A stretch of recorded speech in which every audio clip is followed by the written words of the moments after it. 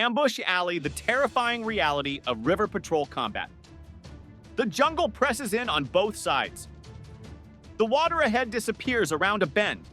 Your boat's engines are roaring, but every sense is heightened, searching for the telltale signs of an ambush. A flash of movement on the bank. A reflection that doesn't belong. The sound of metal on metal, barely audible over the engine noise. Then all hell breaks loose. This is river patrol combat, and it's unlike any other form of warfare. No wide-open ocean to maneuver, no long-range engagement, just close-quarters chaos in narrow waterways where the enemy knows every hiding spot and you're completely exposed. Today, we're examining the brutal reality of patrol boat combat, the tactics, the terror, and the split-second decisions that mean the difference between completing the mission and not coming home. If you want to understand what real combat looks like in the world's most dangerous waterways, you're in the right place.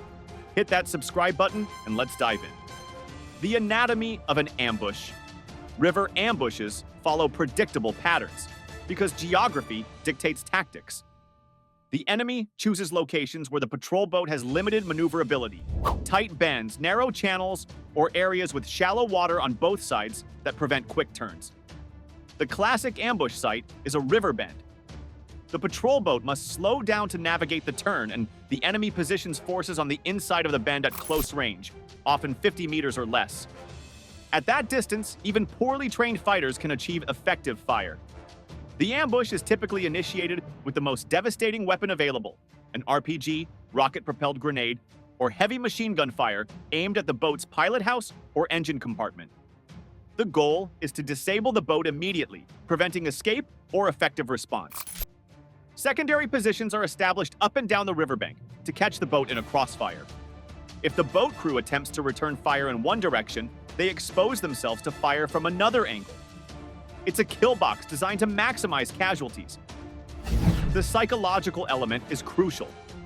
The ambush is sudden, violent, and overwhelming.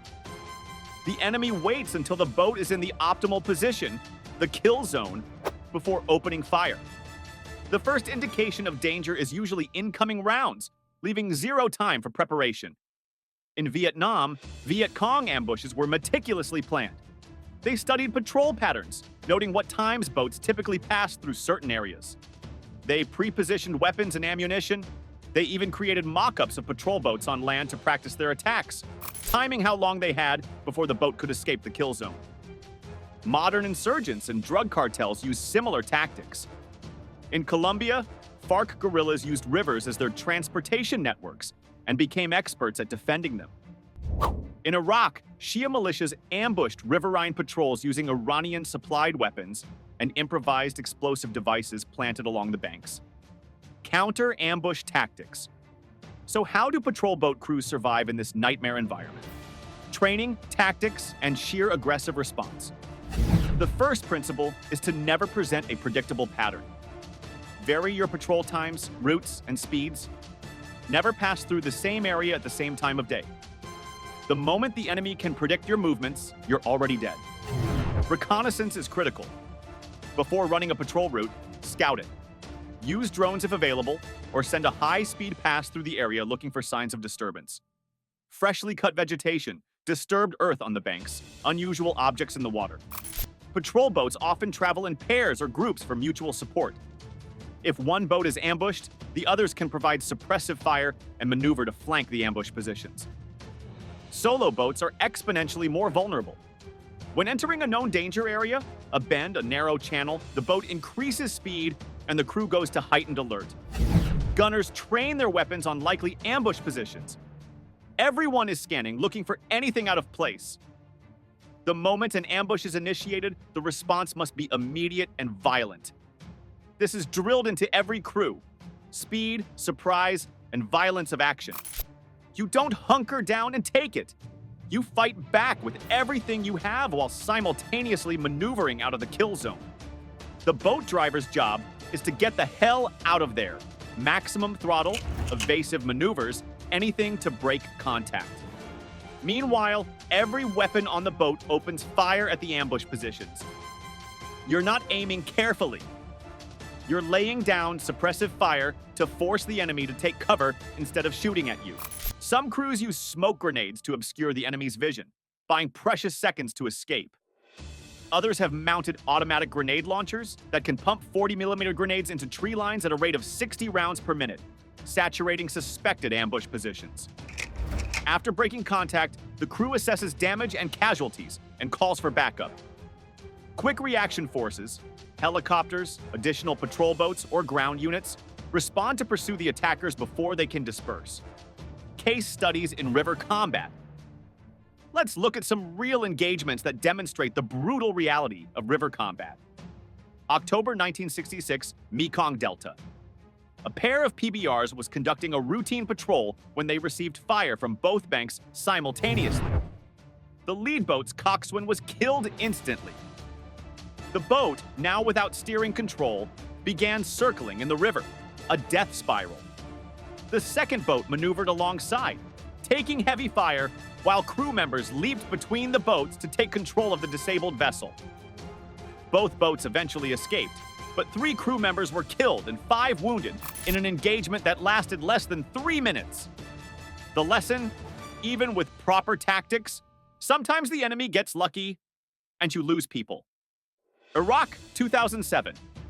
A Riverine patrol was transiting a narrow canal when they encountered a floating improvised explosive device, basically a bomb disguised as debris.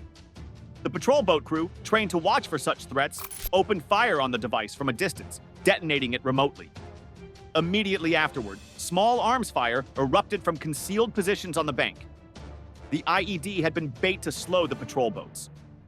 The crew returned fire while accelerating away from the ambush site. No casualties were taken because the crew recognized the trap before committing fully into the kill zone. The lesson? The enemy is learning and adapting just like you are. Yesterday's tactics won't work tomorrow. Colombia, 2010. A Colombian Navy patrol boat pursuing drug smugglers entered a tributary used by FARC guerrillas as a supply route. The guerrillas, protecting their logistics line, opened fire with heavy machine guns from camouflaged positions. The patrol boat's gunner immediately engaged with a .50 caliber machine gun, suppressing one position while the boat driver reversed course at full throttle. The boat took multiple hits, but no crew casualties. Air support arrived within minutes and engaged the guerrilla positions. The lesson: communication and rapid response by supporting forces are often what saves crews caught in ambushes.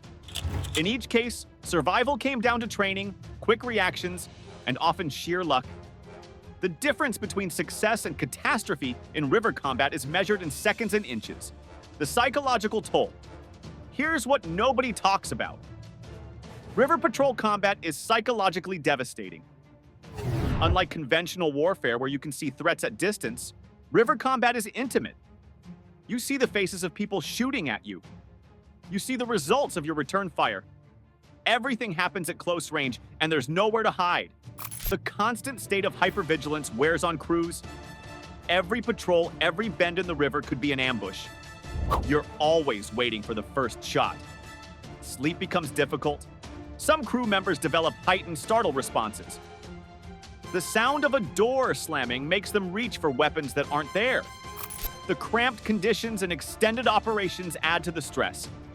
You're in a small boat with the same few people for days or weeks at a time. Personalities clash. Exhaustion sets in. Mistakes happen more frequently. After an engagement, there's no time to process what happened. You patch up the boat, reload ammunition, and prepare for the next patrol. The debrief is tactical, what went right, what went wrong, but there's little space for emotional processing. Many veterans of river patrol combat describe a specific kind of dread. In open ocean, you can see for miles. In the jungle rivers, visibility is measured in feet. The enemy could be anywhere. That feeling of eyes watching you from the jungle, waiting for the perfect moment to attack, never leaves you. Some cope through dark humor, others through the bonds formed with their crew, the only people who truly understand what they're experiencing. But the psychological scars are real and lasting. PTSD rates among river patrol veterans are significant. The sudden, violent nature of ambush warfare, combined with the sustained stress of operating in hostile territory, creates conditions that lead to long-term psychological impact. River patrol combat represents warfare at its most primal, close quarters, high intensity, and utterly unforgiving. The crews who operate in these environments develop skills and instincts that are hard to explain to anyone who hasn't been there. These sailors face ambushes, improvised explosives, and an enemy who knows the terrain better than they ever will. They rely on training, teamwork, and often sheer determination to complete their missions and bring everyone home. The River Patrol boat community is small, tight-knit, and proud. They know they're operating in the most dangerous environments, doing jobs that most people would refuse. If this exploration of river combat gave you a new appreciation for what these crews face, hit that like button and subscribe. Drop a comment. What other aspects of naval warfare should we cover? Until next time, stay safe and keep learning.